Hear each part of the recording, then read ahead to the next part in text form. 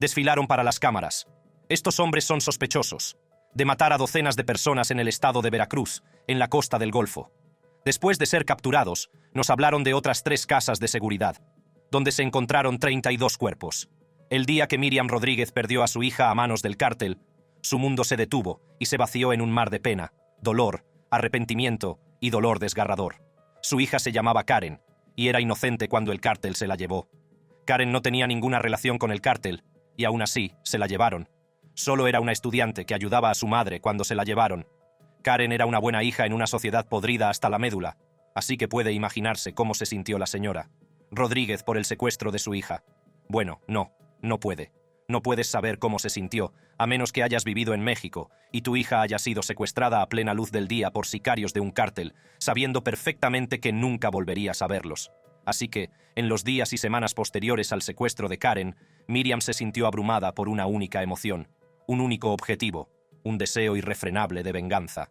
Como un giro en una trama orquestada por un guionista de Hollywood, Miriam adoptó elaborados disfraces, montó vigilancias y llegó a extremos increíbles para encontrar a los asesinos de su hija. Esta es la historia de Miriam Rodríguez, la madre que asesinó brutalmente a miembros del cártel por la muerte de su hija. El secuestro de Karen. Por nuestra cuenta, 6 vehículos están en juego por el equipo de secuestro. Nótese el despliegue del sospechoso en la parte inferior derecha de la imagen que lleva al hombro un arma pesada y apunta con ella a la víctima. La historia de cómo Karen fue secuestrada y cómo su madre, Miriam, buscó venganza, comenzó al menos 4 años antes del secuestro de Karen. 4 años antes, en 2010, los Zetas, uno de los cárteles más violentos y viles de México, irrumpieron en San Fernando, municipio y ciudad, situados en el estado mexicano de Tamaulipas. Inmediatamente, tomaron el control de la ciudad, arrasaron edificios gubernamentales e impusieron normas opresivas en la ciudad mientras utilizaban a sus ciudadanos como peones. Pero, por si fuera poco, también empezaron a atacar a los habitantes de San Fernando. Decenas de personas aparecían muertas cada semana, cientos de cadáveres se encontraban en fosas comunes sin desenterrar, y cuerpos desmembrados llenaban los márgenes de las carreteras como si se tratara de un espectáculo de terror ultrarrealista. Pero esto no era un espectáculo de terror, era la vida real. Y para los ciudadanos de San Fernando, lo que era peor que los asesinatos eran los secuestros. Las familias perdían a sus hijos, los inquilinos a sus vecinos y los maridos a sus esposas, viceversa. Estos secuestros no provocados se hicieron tan frecuentes que los bancos empezaron a ofrecer préstamos para pagar los rescates que los Zetas exigían a sus víctimas. Ciudadanos inocentes de San Fernando. Miriam Rodríguez era una de esas ciudadanas. Era la amante esposa de un empresario local, Luis, de San Fernando, que se ganaba la vida muy honradamente. Y era madre de 3 niños, un varón llamado Luis Héctor y 2 niñas, Azalea y Karen. La señora Rodríguez tenía 2 trabajos. Trabajaba como niñera en Texas, y en San Fernando tenía una tienda de ropa vaquera. Todo era vida honesta para esta familia de 5, por lo que sucedió a continuación tenía 0 sentido, al menos para cualquiera que no viviera en San Fernando. Karen era la última hija de Miriam Rodríguez. Su primer hijo fue su único varón, Luis, y él, consciente del peligro de su ciudad natal, se había marchado a otra ciudad para escapar de él. Solo quedaban Azalea y Karen. Karen se había quedado para terminar sus estudios y ayudar a llevar la tienda de ropa vaquera de su madre. El 23 de enero de 2014, mientras Karen regresaba a casa en el camión de su familia, llegó a esta intersección cuando otros 2 camiones se detuvieron a ambos lados, deteniéndola. Unos hombres armados entraron por la fuerza en su camioneta y se dieron a la fuga, con ella dentro. Los hombres armados, de los que Karen se dio cuenta enseguida de que eran sicarios del cártel, condujeron hasta la casa de su familia. La ataron, la amordazaron y la tiraron al suelo del salón. En ese momento, llamaron a la puerta. El tío de Karen había venido de visita. Era mecánico y había venido a trabajar en el camión de la familia. Los secuestradores se asustaron, lo cogieron a él y a Karen y huyeron. Más tarde esa noche, liberaron al tío de Karen, pero retuvieron a Karen. Eran las 4 de la mañana cuando la señora Rodríguez recibió una llamada de su hija, Azalea. Estaba en Texas en ese momento, haciendo de niñera. Azalea, entre lágrimas y con la respiración entrecortada, le dio la horrible noticia a su madre. Karen había sido secuestrada. Los Zetas se habían llevado a su hija. Los secuestradores habían llamado a Luis, su marido, el padre de Karen, y se lo habían dado a Karen, que le dijo a su padre que lo único que quería el cártel era dinero y nada más. Si encontraba el dinero que querían, los hombres la dejarían ir. La señora Rodríguez dejó su trabajo en el acto y cruzó la frontera de vuelta a México, a su ciudad, al maldito San Fernando, que ahora se había llevado a su hija. De regreso, se sinceró con un anciano que le preguntó por qué estaba tan visiblemente angustiada. El hombre comprendió su situación.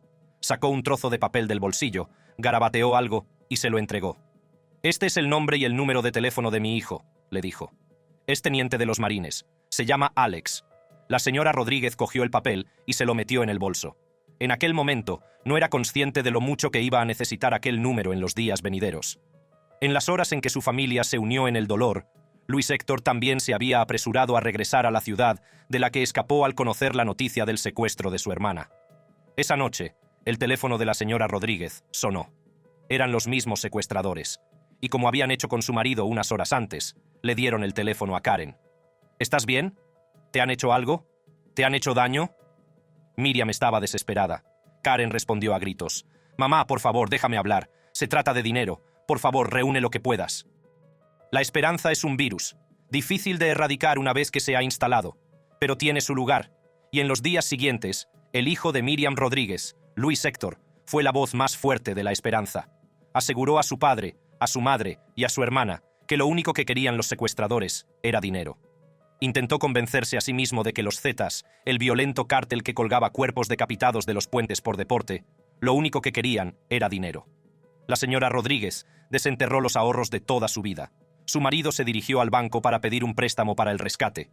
Cuando reunieron el montón, tenían poco más de $10,000. Los secuestradores volvieron a llamar. Les ordenaron que llevaran el dinero a un centro de salud de San Fernando. Alguien recogería el efectivo y les diría dónde encontrarían a Karen. El padre de Karen tenía que ir solo, y así lo hizo. Llegó al punto de entrega y se encontró con un adolescente en un camión rojo que cogió la bolsa y le dijo que dejarían a Karen en un cementerio en 20 minutos. Mientras tanto, la señora Rodríguez había visto a ese adolescente. Le había visto subir a su camión rojo y marcharse con el dinero. Vio todo esto desde una distancia en la que nadie, ni siquiera su marido, sabría que estaba mirando. Inmediatamente después, Miriam y su marido esperaban en el cementerio mientras el día se convertía en crepúsculo y el crepúsculo en noche. Nadie venía. Karen no aparecía por ninguna parte, y el dinero hacía tiempo que había desaparecido. 2 días después, Miriam Rodríguez conducía por San Fernando cuando vio que el mismo camión rojo la seguía de cerca. 2 jóvenes la pararon y le preguntaron si era la madre de Karen. A continuación, concertaron una cita en un restaurante local unos minutos más tarde. Allí, conoció a un joven que llevaba una radio portátil. El hombre se llamaba Sama. La señora Rodríguez había oído a sus colegas llamarle Sama por la radio. Pero, ¿qué quería? Adivínalo. Por supuesto que quería más dinero. Mientras la señora Rodríguez guardaba silencio, Sama le aseguró que Karen estaba a salvo y que todo lo que necesitaban eran $1,600 más. La señora Rodríguez no se fiaba de él, pero seguía borracha de esperanza y estaba desesperada. Así que, aunque no se fiaba de Sama, hizo caso omiso de su instinto y envió el dinero. Sama cogió el dinero, pero no entregó a Karen. Ahora, la señora Rodríguez estaba arrepentida, rogándole que liberara a su hija. Pero ahora, Sama había cambiado de parecer. Ya no tenía a Karen, pero con $2,000 extra podría ayudar a Miriam a encontrar a su hija. En contra de sus instintos, Miriam envió los $2,000, y esa fue la última vez que supo de Sama. Después de ese pago, Sama se negó a responder a sus llamadas. Pero, lo que era peor, empezaron a llamar otros, que decían ser los secuestradores, exigiendo más dinero, $500, a cambio de ayuda para encontrar a Karen. Habían convertido a la señora Rodríguez en una tonta. De nuevo, y en contra de sus instintos, la señora Rodríguez y su familia enviaron el dinero. Su familia era un desastre en ese momento.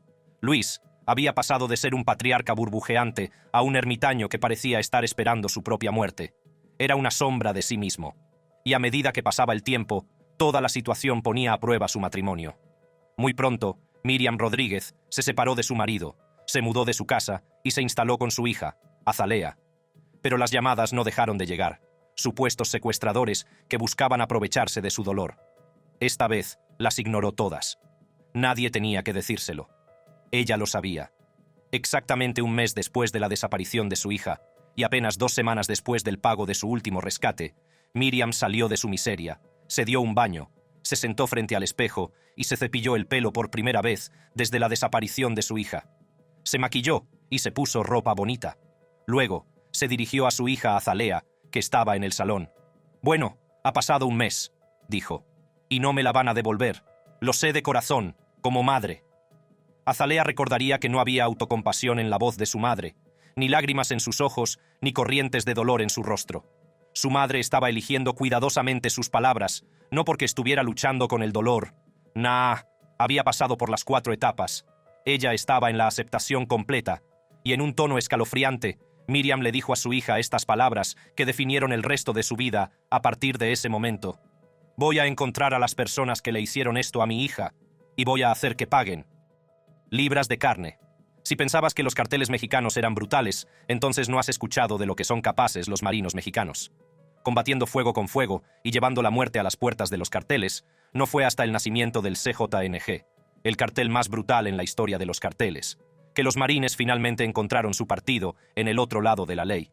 Y sí, los marines mexicanos son marines de verdad que trabajan para el gobierno y persiguen a los miembros de los cárteles sin pensárselo 2 veces. Matan antes de hacer preguntas. Y los ciudadanos han estado más que encantados de mirar hacia otro lado mientras mataban a miembros reales de los cárteles. Esta era la primera esperanza de Miriam de conseguir algo, su verdadera parada en su búsqueda de venganza, el trozo de papel del anciano del autobús, su hijo, el teniente Alex. Y la ocasión se presentó cuando, pocas semanas después del secuestro de su hija, vio a 2 chicas sentadas en un banco del centro comercial local, tecleando en un portátil. María Rodríguez no conocía a las chicas, pero conocía ese portátil. Era el portátil de Karen. Inmediatamente, Miriam llamó al teniente Alex. Mientras él se ponía en camino con su escuadrón para reunirse con ella, María supo el nombre de la chica. Jessica y su amiga, Margarita. Ambas en la veintena, ambas estudiantes. Cuando llegaron los marines, se llevaron a las chicas, pero antes de hacer nada, tenían que estar seguros. María les aseguró que esas chicas no eran inocentes. Desde luego, sabían lo que le había ocurrido a su hija, Karen. En menos de 12 horas, los marines habían extraído toda la información sobre el cártel de los Zetas en la zona, incluido el lugar al que podrían haber llevado a Karen cuando la secuestraron. La señora Rodríguez quería entrar. Iba a ser peligroso, habría disparos. Pero a ella no le importaba, quería entrar. Quería seguirlos hasta allí, ver el lugar con sus propios ojos, buscar ella misma el cadáver de su hija. Aquella noche cumplió su deseo. Junto con Jessica y Margarita, la señora Rodríguez siguió a los marines hasta un vertedero que Jessica les había confesado que era la guarida del cártel de los Zetas. Fueron recibidos con disparos instantáneos, pero los marines respondieron con precisión letal. Y cuando el polvo se asentó, los sicarios del cártel de los Zetas, que no habían huido al monte, fueron encontrados muertos en su propia guarida. Encontraron algunas víctimas de secuestro aún con vida.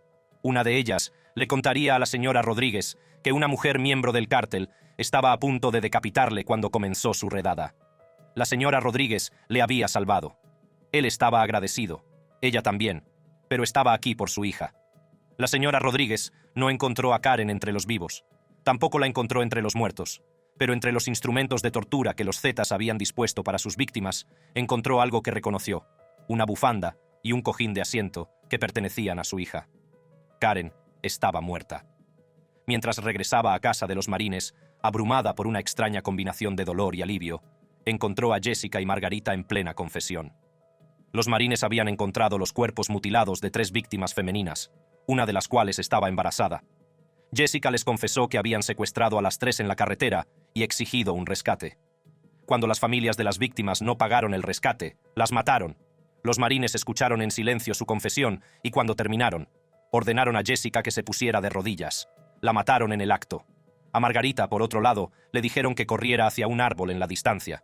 Si lograba llegar a ese árbol, le perdonarían la vida. Mientras Margarita corría hacia el árbol, los marines se tomaron su tiempo para hacer un tiro perfecto.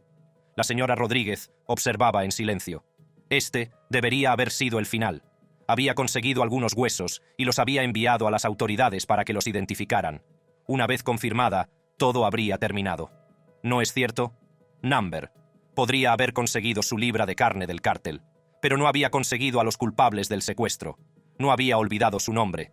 Sama, el adolescente que se había llevado a su hija y la había estafado repetidamente cuando aún tenía esperanzas de que Karen estuviera viva, de que su hija regresara. Tenía que encontrarlo a él y a sus cómplices y llevarlos ante la justicia. Pero esta vez trabajaría con la policía, no con los marines.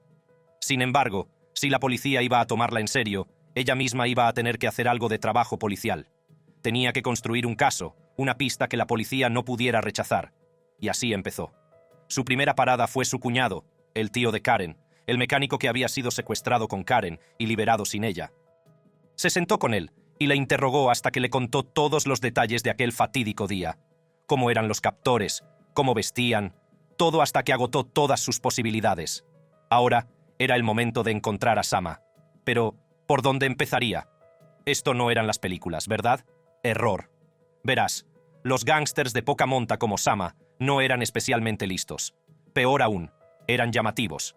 Y si buscabas en internet lo suficientemente cerca e implacablemente, acababas encontrando un rastro que te daba todo lo que necesitabas saber sobre ellos. La señora Rodríguez lo encontró. Después de rastrear la cuenta de Facebook de su hija durante incontables horas, buscando el rostro de Sama, lo encontró. Y justo a su lado, en la foto que encontró, había una mujer a la que reconoció. Se llamaba Victoria y tenía una tienda no muy lejos de la suya. Ahora, la señora Rodríguez tenía que seguir a Victoria. Acechó a Victoria durante días enteros, observándola de cerca y tomando notas hasta que se supo de memoria la rutina de Victoria. Sama aparecería en algún momento. Y apareció. Resultó que Victoria y Sama tenían una relación. María quería ir a la policía, pero sabía que no la tomarían en serio si todo lo que tenía era una cara, una ubicación y un testimonio de oídas. Necesitaba saber quién era Sama. Necesitaba acercarse. Así que María Rodríguez se puso en modo espía y se esforzó mucho por cambiar su aspecto. Se cortó el pelo, se lo tiñó de un rojo intenso y se puso un uniforme del gobierno que había conservado de un antiguo trabajo de bajo nivel en el Ministerio de Sanidad. También se hizo un carné de identidad falso y empezó a hacer encuestas por el barrio, yendo de puerta en puerta como una vendedora, haciendo con estilo preguntas que acabarían dándole más información sobre Sama. Al final, consiguió suficiente para llevarla a la policía. Pero el sistema policial estaba podrido. Muchos de ellos incluso trabajaban con los cárteles, así que ningún policía local quiso ayudarla. La policía estatal tampoco la ayudó. Finalmente, consiguió un policía federal que estaba dispuesto a ayudarla. La ayudó por el impresionante trabajo detectivesco que había hecho. En sus propias palabras, cuando puso sus expedientes sobre la mesa, nunca había visto nada igual. Los detalles y la información reunidos por esta mujer, trabajando sola, eran increíbles. Ayudarla a dar caza a quienes se llevaron a su hija fue el mayor privilegio de mi carrera. Pero ya era demasiado tarde. Cuando los federales emitieron la orden de detención, Sama ya se había largado de la ciudad. Vuelta a empezar. Miriam Rodríguez estaba angustiada, pero no se desanimó. Volvió a la mesa de dibujo, volvió a internet y empezó a buscar otras pistas. Revisó a todas y cada una de las personas con las que Sama posaba en las fotos de su perfil de Facebook. Al poco tiempo, tenía una larga lista de miembros del cártel que podían ser los captores de su hija. Pero, ¿por quién empezar? ¿Por dónde empezaría? Por suerte para ella, no tuvo que responder a esas preguntas porque, ¿adivina quién se presentó en su tienda de ropa vaquera el 15 de septiembre de 2014? Sama. Ese mismo día fue detenido. Y surgió el primer avance en el caso de María Rodríguez. Sama se llamaba Cristian José Zapata González, tenía 17 años y estaba aterrorizado hasta los huesos. Revelaría que no era uno de los captores iniciales de Karen, pero era un socio, y había visto a Karen la noche en que se la llevaron. En la sala de interrogatorios, mientras los agentes le gritaban, María Rodríguez adoptó un enfoque diferente. Le dio comida y agua. Le habló como una madre le hablaría a su hijo, como le habría hablado a Luis. Cuando la policía le preguntó sus motivos, ella les dijo: «Sigue siendo un niño, no importa lo que haya hecho, y yo sigo siendo una madre». Fuera lo que fuese, funcionó. Su amabilidad tranquilizó a Cristian y le ablandó el corazón. Se lo contó todo, todo lo que sabía, todo sobre todos los que conocía y que estaban relacionados con el caso. Incluso en la muerte, la policía estaba cansada de ella. Eso sí, no la odiaban. Pero no podían seguir su ritmo. Era demasiado implacable. Un funcionario del gobierno llegó a decir que, aunque respetaba la misión de María Rodríguez, no la soportaban. Pero María no había hecho más que empezar, y las respuestas que buscaba acababan por revelarse. ¿Fue casual el ataque a su hija? No lo fue. Había una señora que la señora Rodríguez conocía desde niña. Se llamaba Elvia Yulisa Betancourt. Era la hija abandonada de una prostituta local, y había tenido que sobrevivir por su cuenta. Bueno, no completamente sola, porque la señora Rodríguez había hecho todo lo posible por cuidarla cuando podía. Algo de dinero por aquí, algo de comida por allá. A veces incluso le daba a Elvia Julia ropa vieja de Karen. Esto fue antes del secuestro de Karen. Elvia Yulisa trabajaba en un restaurante de barbacoa. Y 2 días después del secuestro de Karen, cuando todo el pueblo estaba enterado del secuestro de Karen, la señora Rodríguez le había preguntado a Elvia Yulisa si se había enterado. Elvia Yulisa se había hecho la tonta de inmediato, respondiendo no. No se había enterado de nada. Era extraño. Era poco probable. Pero la señora Rodríguez no le había dado mucha importancia. Fue ahora, al pasar por delante del mismo restaurante, cuando cayó en la cuenta. Elvia Yulisa había actuado con demasiada suspicacia, como si supiera algo tan incriminatorio que ni siquiera se atrevía a admitir que había oído algo sobre el secuestro.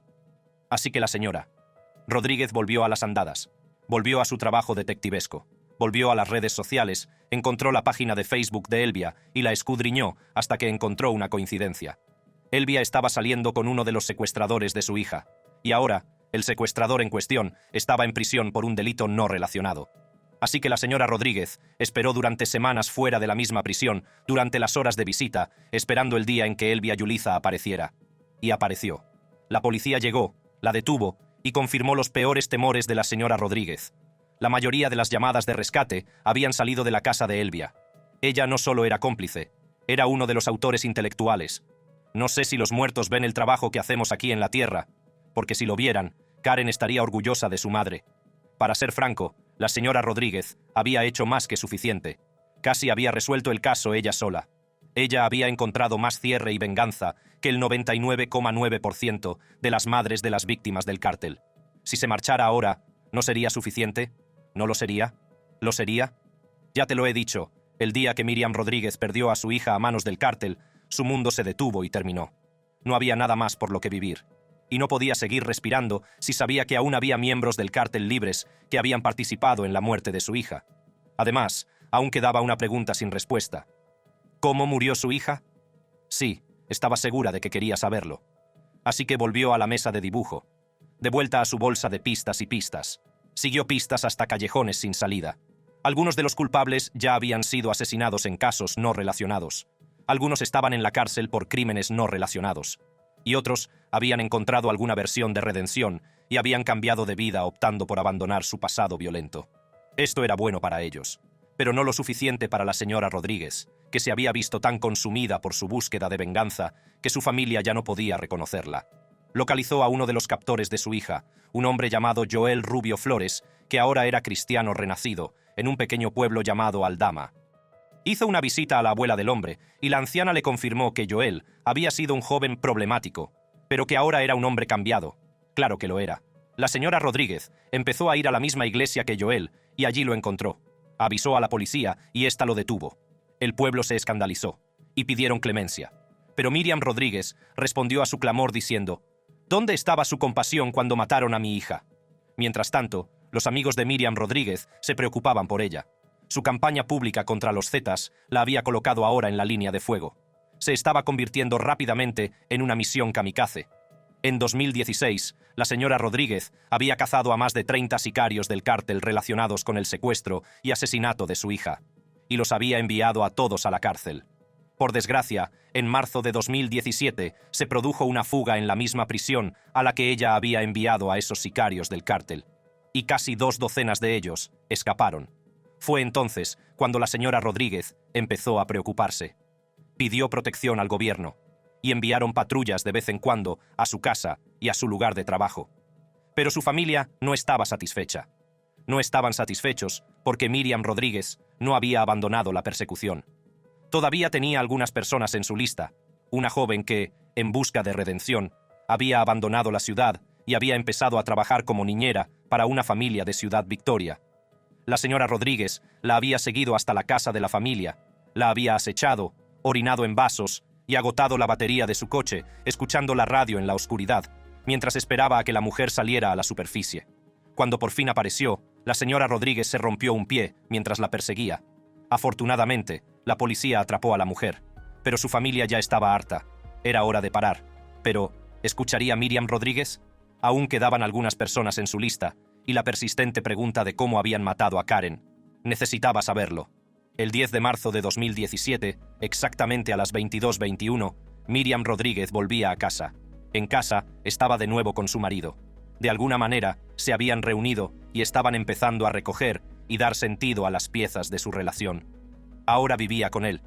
Mientras aparcaba en la calle y se ayudaba a salir del coche, moviéndose despacio por la herida del pie que aún tenía, una furgoneta Nissan blanca en la que viajaban los hombres que se habían fugado de la cárcel se detuvo silenciosamente detrás de ella.